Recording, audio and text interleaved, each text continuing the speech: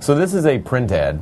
It was something that was given to me on the first day of my job when I started as an assistant brand manager. My boss gave it to me, and he said, this is a, I scanned it in so we could use it today. He said, this is a good example of a print ad. And I said to him, I've never seen a print ad really like this. I mean, look at all the text, look at all the copy.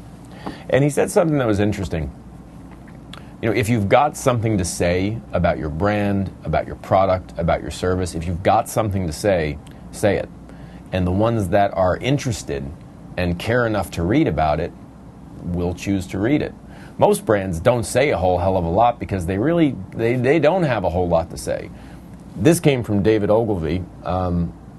He was one of the first people to really begin studying what happens when you utilize different taglines, different copy lines, different forms of persuasive communications. He's one of the first, and his book, Ogilvy on Advertising, is a great, great book. Absolutely worth the read if you've not read it.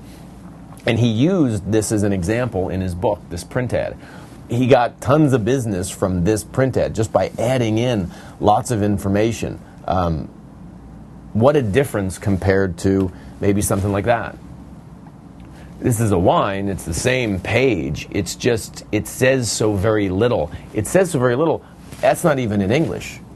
And I'm sure they're trying to go after a feeling or aura, but there's no reason for me to buy that. I mean, it's just not telling me anything.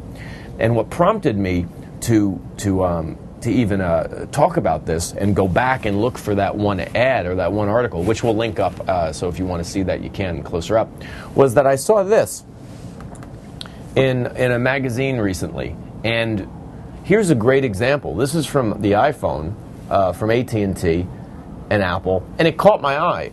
The headline, helping you run your small business one app at a time. Look at all the information. I found myself reading every single one of these because this to me was relevant. I read every single one of them. I downloaded 2 of them. The last time that I read a print ad, I can't even tell you. But this is a bit of a renaissance back to what persuasive communications were meant to be. If you have something to say, don't be afraid to say it. The ones that are most interested will read it.